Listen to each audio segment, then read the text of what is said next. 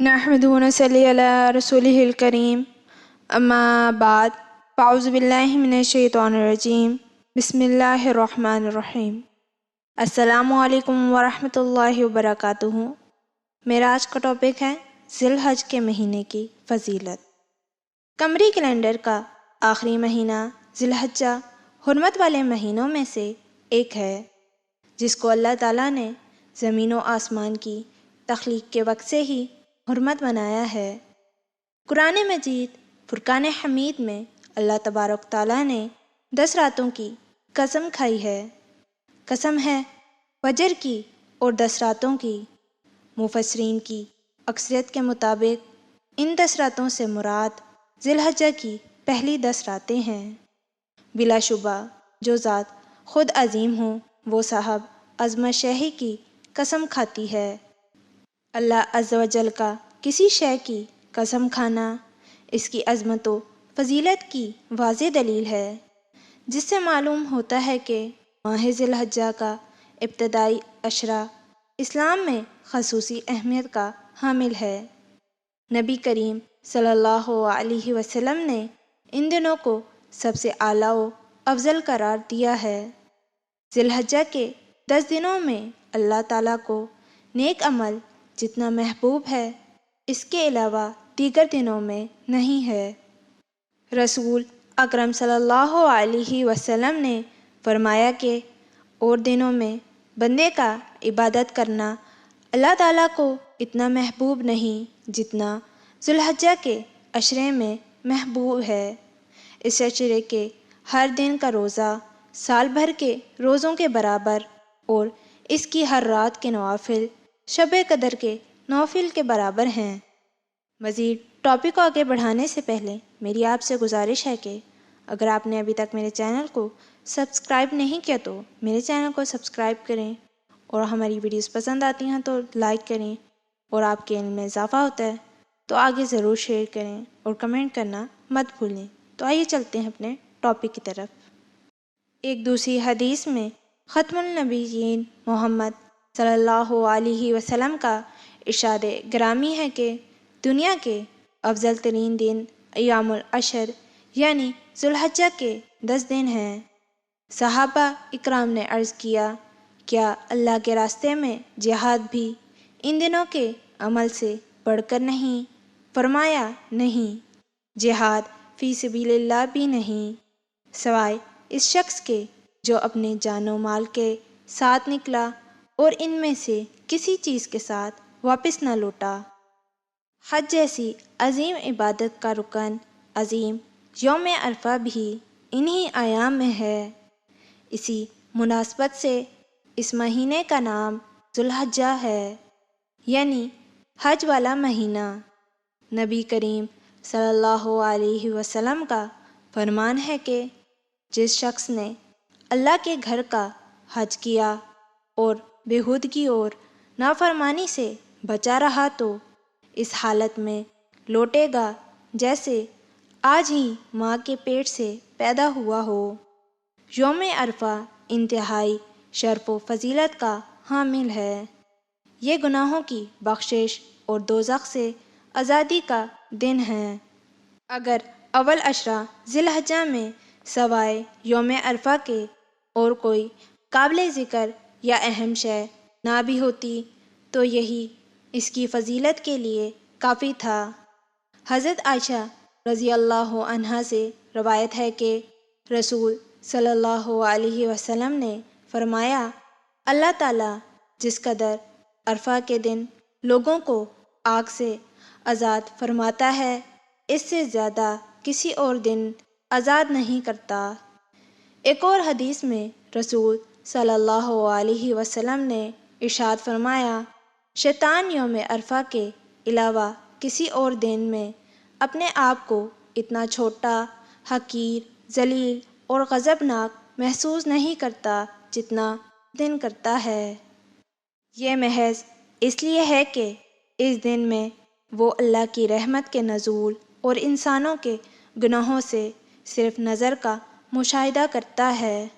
حضرت قتادہ رضی اللہ عنہ سے روایت ہے کہ حضور اکرم صلی اللہ وآلہ وسلم نے ارشاد فرمایا، عرفہ کے دن کے روزے کے متعلق میں اللہ تعالیٰ سے پختہ امید رکھتا ہوں کہ وہ اس کی وجہ سے 1 سال پہلے اور 1 سال بعد کے گناہوں کو معاف فرما دیں گے۔ مذکورہ حدیث سے معلوم ہوا کہ عرفہ کے دن کا ایک روزہ 1 سال پہلے اور 1 سال بعد کے گناہوں کی معافی کا سبب بنتا ہے۔ حدیث مبارکہ میں ہے کہ آپ صلی اللہ علیہ وسلم ذی الحجہ کے 9 روزے، 10 محرم اور ہر مہینے کے 3 دن ایام بیس کے روزے رکھتے تھے۔ واضح رہے کہ عشرہ ذی الحجہ میں روزے 9 ذی الحجہ تک ہی رکھے جا سکتے ہیں۔ 10 ذی الحجہ کو عید ہوتی ہے جس کا روزہ رکھنا جائز نہیں۔ اسی طرح عید الاضحیٰ کے بعد 11، 12، 13 ذی الحجہ جو ایام تشریق کہلاتے ہیں، ان میں روزے رکھنا جائز نہیں۔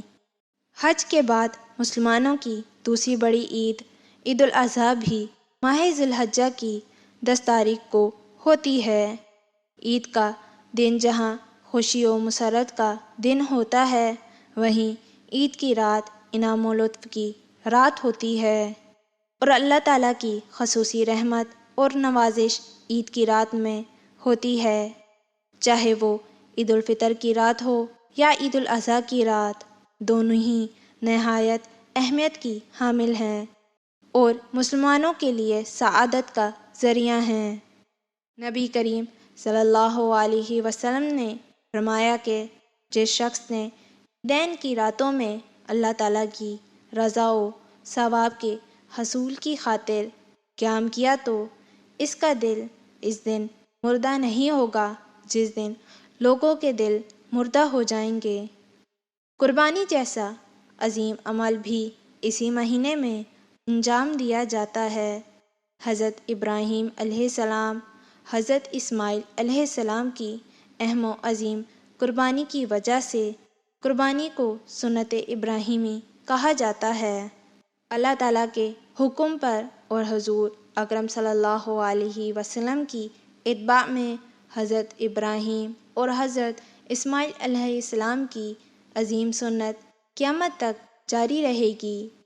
ام المؤمنین حضرت عائشہ صدیقہ رضی اللہ عنہا سے روایت ہے کہ نبی کریم صلی اللہ علیہ وسلم نے ارشاد فرمایا، ذی الحجہ کی 10 تاریخ کو کوئی نیک عمل اللہ تعالیٰ کے نزدیک قربانی کا خون بہانے سے بڑھ کر محبوب اور پسندیدہ نہیں، اور قیامت کے دن قربانی کرنے والے اپنے جانوروں کے بالوں، سینگوں اور کھروں کو لے کر آئیں گے، اور یہ چیزیں اجر و ثواب کا سبب بنیں گی، اور قربانی کا خون زمین پر گرنے سے پہلے ہی اللہ تعالیٰ کے نزدیک شرف قبولیت حاصل کر لیتی ہیں، لہٰذا تم خوش دلی کے ساتھ قربانی کیا کرو۔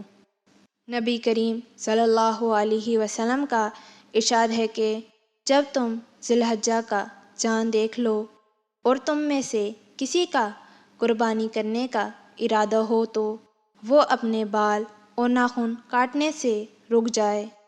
یہ حکم مستحب ہے، اور ان لوگوں کے لیے جو قربانی دینے والے ہوں، چاند دیکھنے سے لے کر جب تک کہ ان کی طرف سے قربانی نہ ہو جائے اس وقت تک سر کے بالوں اور دیگر بالوں کو اور ناخن کو کاٹنے سے رک جائیں۔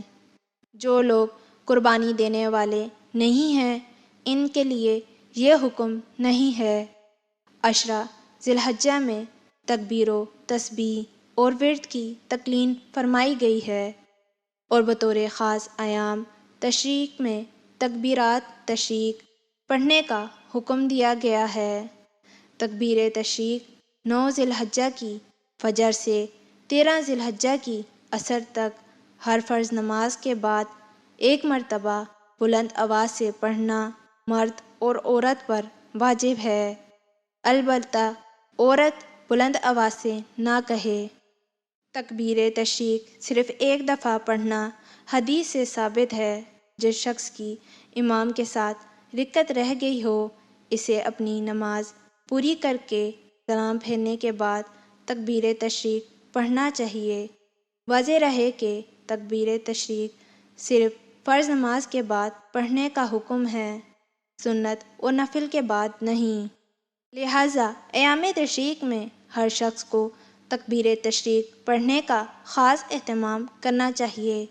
یوں تو ذی الحجہ کا پورا مہینہ ہی قابل احترام ہے، لیکن اس کے ابتدائی 10 دن تو بہت ہی فضیلت اور عظمت والے ہیں، جن میں بڑی بڑی عبادتیں جمع ہو جاتی ہیں، یعنی نماز، روزہ، حج اور قربانی۔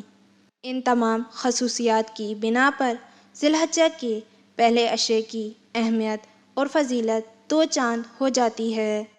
رمضان المبارک کے بعد ان ایام میں کامیابی حاصل کرنے کا بہترین موقع ہے۔ ہمیں ان بابرکت ایام میں بڑھ چڑھ کر نیک عمل کرنے چاہیے۔ دعا ہے کہ اللہ تبارک تعالی ہمیں نیک عمل کرنے کی توفیق عطا فرمائے، آمین۔ امید کرتی ہوں کہ آپ کو ہماری یہ ویڈیو پسند آئی ہوگی۔ انشاءاللہ ملتے ہیں نیکسٹ ویڈیو کے ساتھ۔ اپنا بہت زیادہ خیال رکھیے گا۔ فی امان اللہ۔